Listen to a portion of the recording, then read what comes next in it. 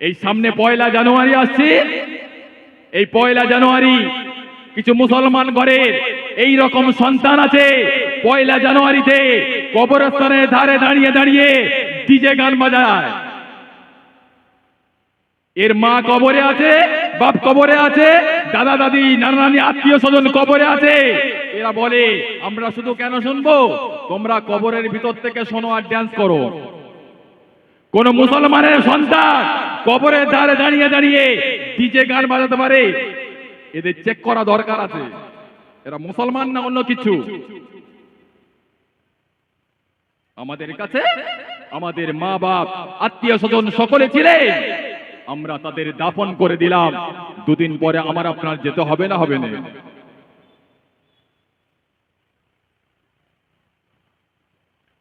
দুদিন পরে আমরা কবরে যাব না যাব না?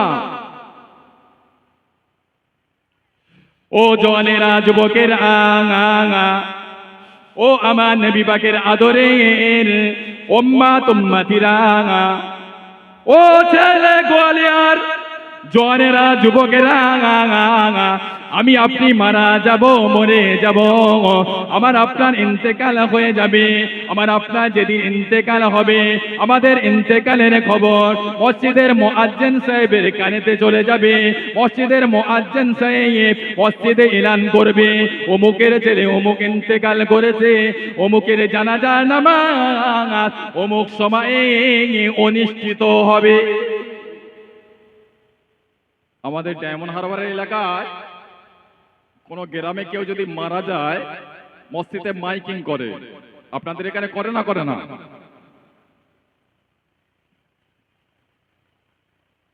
আমি আপনি যেদিন ইন্তেকাল করব, আমি আপনি যেদিন মারা যাব, আমার আপনার ইন্তেকালের খবর মসজিদের মুয়াজ্জিন সাহেব মসজিদে যখন এলান করবে, অমুকের ছেলে অমুক ইন্তেকাল করেছে, অমুকের জানাজার নামাজটা অমুক সময়ে হবে।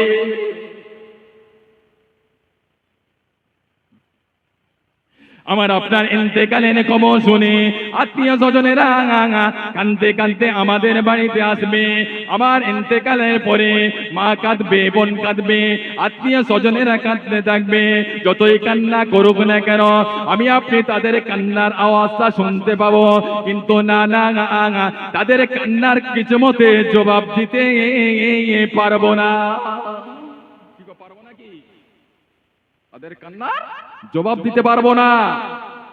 কিছু কিছু জায়গায় দেখতে পাচ্ছি মৃত ব্যক্তির বাড়িতে গিয়ে আত্মীয় স্বজনেরা কান্নাকাটি করে।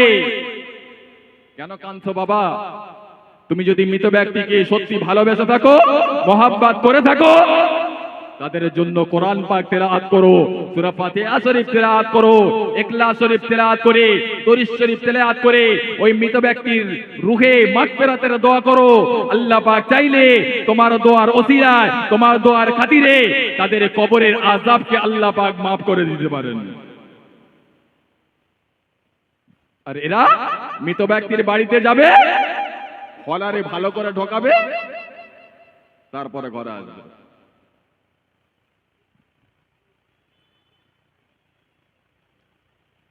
ও জওয়ানেরা, যুবকের আঙা, ও আমার নবী পাকের আদরের উম্মাত উম্মতিরা, কেউ কেউ এসে বলবে তাড়াতাড়ি করে গোসলটা দিয়ে দাও, তাড়াতাড়ি করে গোসলটা দিয়ে যাও। আত্মীয় স্বজনেরা আমার আপনার গোসল দেওয়ার জন্য পানি গরম করবে, ফুল গাছের পাতা নিয়ে আমার আপনার গোসলটা দিয়ে দেবে। গোসলটা দেওয়ার পরে কিছু আত্মীয় স্বজনেরা বলবে লাশটাকে একবার আখিরি বার শেষবারের মতন আত্মীয় স্বজনদেরকে দেখানো। আমার আপনার লাশটাকে উঠানে যখন রাখবে, আত্মীয় স্বজনেরা আমার লাশটা, আপনার লাশটা শেষবারের মতন তারা দেখতে থাকবে। কত মায়ার কান্না, তারা কাঁদতে থাকবে। তাদের কান্নার আওয়াজটা আমি পাবো, আপনি পাবেন, কিন্তু কিছু করার থাকবে না। কেউ কেউ এসে বলবে তাড়াতাড়ি করে নিয়ে চলো, জানাজার ময়দানের দিকে নিয়ে চলো। আমার আপনার লাশটাকে জানাজার ময়দানের দিকে নিয়ে যাওয়া হবে। জানাজার ময়দানে নিয়ে গিয়ে আমার আপনার কোন রিলেটিভ হাফেজ মাওলানা কিংবা মসজিদের ইমাম সাহেব আমার আপনার জানাজা নামাজটা আদায় করবে। আদায় করবে না করবে না? আদায় করে আমার আপনার লাশটাকে খাটিয়া করে কবরস্থানের দিকে নিয়ে যাবে। কবরস্থানের দিকে নিয়ে গিয়ে আমার আপনার লাশটাকে কবরের ভিতরে নামিয়ে দিয়ে বিসমিল্লাহি ওয়া ফি সাবিলিল্লাহি ওয়া আলা মিল্লাতি রাসূলিল্লাহ বলে আমার লাশটা কবরের ভিতরে রেখে দিয়ে সকলে যখন তিন মোটা মাটি দিয়ে মিনহা খলাকনাকুম ওয়া ফিহা নুঈদুকুম ওয়া মিনহা নুখরিজুকুম তারাতান উখরা বলে সকলে যখন তিন মোটা মাটি দিয়ে বাড়ির দিকে চলে আসবে, কক্ষের দিকে চলে আসবে, আমার আপনার কবরের ভিতরে আল্লাহ পাকের মুনকার নাকির সওয়ালের জবাবের ফেরেশতা এসে হাজির হবে। কবরের ভিতরে তিনটি প্রশ্ন করা হবে, কিন্তু ভাইটাল প্রশ্ন আমার আল্লাহ সম্পর্কে জিজ্ঞাসা করা হবে। ফেরেশতারা বলবে, ও আল্লাহর বান্দা বলুন তো মান রব্বুকা, তোমার রব কে? আল্লাহ পাকের যদি মাহবুব বান্দা হয়, আল্লাহ পাকের যদি নেককার বান্দা হয়, ওই ব্যক্তিটা বলবে রব্বি আল্লাহ। দ্বিতীয় নাম্বার প্রশ্ন করা হবে, প্রতিটা ব্যক্তির কবরে আমার নবীকে দেখানো হবে। ফেরেশতারা বলবে, ও আল্লাহর বান্দা ওই ব্যক্তি সম্পর্কে তোমার ধারণা কি? আল্লাহর রাসূলের যদি মাহবুব উম্মত হয়ে থাকে, মুহাব্বতের উম্মত হয়ে থাকে, ওই ব্যক্তিটা বলবে হাযা সাইয়্যিদিনা মুহাম্মাদুর রাসূলুল্লাহ, উনি অন্য কেউ নয়, উনি হলেন আমার আপনার নবী, দিন দুনিয়ার বাদশা। জোরে বলুন। আর আল্লাহ পাকের যদি নাফরমান বান্দা হয়, ওই ব্যক্তিটা বলবে হায়াত আল আদরি, হায়াত আল আদরি। আল্লাহর রাসূলের যদি নাফরমান উম্মত হয়, ওই ব্যক্তিটা বলবে হায়াত আল আদরি, আমি জানি না। আজকে যারা পয়লা জানুয়ারিতে কবরস্থানের দ্বারে দাঁড়িয়ে ডিজে গান বাজাচ্ছ, সেই দিনে কবরের ভিতরে আমার আল্লাহকে ঠিক চিনতে পারবে তো? আমার রাসূলের ঠিক চিনতে পারবে তো? খুব সাবধান, খুব হুঁশিয়ার। আমাদের কাছে আমাদের আত্মীয় স্বজনেরা ছিল, তারা যেমন চলে গিয়েছে আমি আপনি চলে যাব। আল্লাহ পাকের দরবারে কি নিয়ে যাবে? যদি নেক আমল করতে পারে, ওই নেক আমলের ওসিলায়, ওই নেক আমলের খাতিরে আল্লাহ পাক চাইলে আমাদের জন্য আল্লাহ পাকের আযাবে জাহান্নামটাকে আল্লাহ পাক হারাম করে দিতে পারেন। এখনো তুমি ঘুমাচ্ছ, এখনো তুমি অন্যায় কাজের সঙ্গে যুক্ত আছো।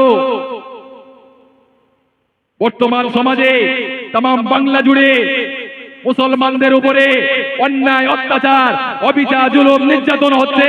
কোথাও মসজিদের উপর আঘাত হচ্ছে, কোথাও মাদ্রাসার উপর আঘাত হচ্ছে, কোথাও মুসলমান ভাইদের অন্যায় ভাবে অত্যাচার করে তাদেরকে পিটিয়ে মারছে। আর এখন তুমি ঘুমাচ্ছ।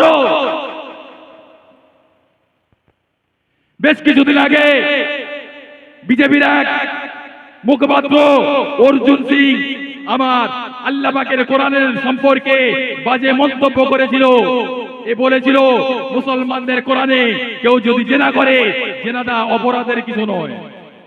আর এবারে সোশ্যাল মিডিয়াতে দেখলাম এক হারামির বাচ্চা ওয়াসিম আক্তার, সে বলেছে মুসলমানদের কোরআন বদর যুদ্ধই পুরে সরকার হয়ে গিয়েছে। এখন যে কোরআনটা আছে 27 জন শয়তান মিলে, 27 জন শয়তানের দল মিলে লিখেছে। মনে রাখবেন, এই সমাজের বুকে কোন বেঈমানের বাচ্চা, কোন খ্রিস্টানের বাচ্চা ইসলামের উপর আঘাত করে, কোরআনের উপর আঘাত করে, মানুষের উপরে অত্যাচার করে, আমার নবী পাকের সম্পর্কে বাজে মন্তব্য করে, এরা 100% জারক সন্তান। এদের জন্মের দোষ আছে, ঠিক কিনা ভুল বলে?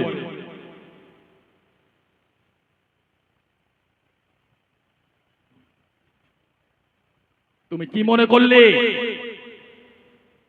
সোশ্যাল মিডিয়াতে দেখা যায় কোথাও মসজিদ ভেঙে দিচ্ছে, কোথাও মাদ্রাসা ভেঙে দিচ্ছে, কোথাও আল্লাহ পাকের কোরআন শরীফকে পুড়িয়ে দিচ্ছে, ছিঁড়ে দিচ্ছে।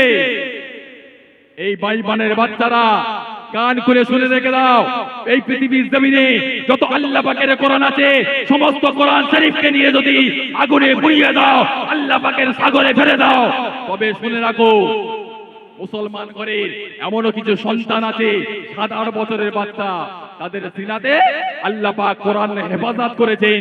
আল্লাহ পাক কোরআন শরীফের ভিতরে বললেন ইন্না নাহনু নাযালনা যিকরা ওয়া ইন্না লাহু লাহাফিজুন। আল্লাহ পাক তার লক্ষ কোটি বান্দার সিনাতে কোরআন মওজুদ রেখেছে। তোরা যত পুড়িয়ে দাও না কেন, সাগরে ফেলে দাও না কেন, তার পরের দিন এরা আবার অটোমেটিক বলবে আর অটোমেটিক লিখবে। লিখবে না লিখবে না চাচা? এরা কি মনে করেছে ইসলাম ছিল, ইসলাম আছে, ইসলাম কিয়ামত পর্যন্ত থাকবে, কোন মায়াকাল লাল নেই এই ইসলামের উপর আঘাত আনবে। এরা ইতিহাস পড়ে না, জানে না, তা কি করে বুঝবে? সবকটা মূর্খ মাল। এই পৃথিবীর জমিনে এক নবী ছিলেন হযরত ইব্রাহিম আলাইহিস সালাম। তিনি ছিলেন ন্যায়ের পক্ষে, সত্যের পক্ষে, ইনসাফের পক্ষে, ইনসানিয়াতের পক্ষে। তৎকালীন সময়ে নবী ইব্রাহিম আলাইহিস সালামের বিরুদ্ধে ছিল তৎকালীন জামানার টপ র্যাঙ্কের ফিরাউন, টপ র্যাঙ্কের কাফের নমরুদ। ওই নমরুদ নবী ইব্রাহিম আলাইহিস সালামকে নানান ধরনের অন্যায়, অত্যাচার, অবিচার, জুলুম, নির্যাতন করেছিল। আল্লাহ পাক নবী ইব্রাহিম আলাইহিস সালামকে হেফাজত করে ওই নমরুদকে পৃথিবীর জমিনে জুতো পেটা করতে করতে দুনিয়ার জমিন থেকে বিদায় করে দিয়েছিলেন। তৎকালীন জামানায় হযরত মুসা আলাইহিস সালামের সঙ্গে অন্যায়ভাবে অত্যাচার করেছিল তৎকালীন জামানার টপ র্যাঙ্কের কাফের ফিরাউন। ওই ফিরাউনকে আল্লাহ পাক পৃথিবীর জমিনে, নদীতে, সাগরে পিঁমড়ের মতন ডুবিয়ে ডুবিয়ে মেরেছে, আর নবী মুসা আলাইহিস সালামকে হেফাজত করে নিয়েছে। আমার নবী পাকের সঙ্গে মক্কার কাফেররা নানান ধরনের অন্যায়, অত্যাচার, অবিচার, জুলুম, নির্যাতন করেছিল। তৎকালীন জামানার যে সমস্ত কাফেররা ছিল, আবু জাহাল, উতবা, সাইবা, আবু লাহাব, এদেরকে দুনিয়ার জমিন থেকে আল্লাহ পাক বেউসির সঙ্গে মৃত্যু দিয়েছে। আল্লাহ পাক আমার আপনার নবীকে ইজ্জতের সঙ্গে মাথা তুলে দিয়েছেন। জোরে বলুন সুবহানাল্লাহ। যারা ন্যায়ের পক্ষে থাকবে, যারা ইনসাফের পক্ষে থাকবে, যারা সত্যের পথে থাকবে, তাদের কেউ সাপোর্ট করুক আর না করুক, তাদেরকে আল্লাহ পাক সাপোর্ট করবেন।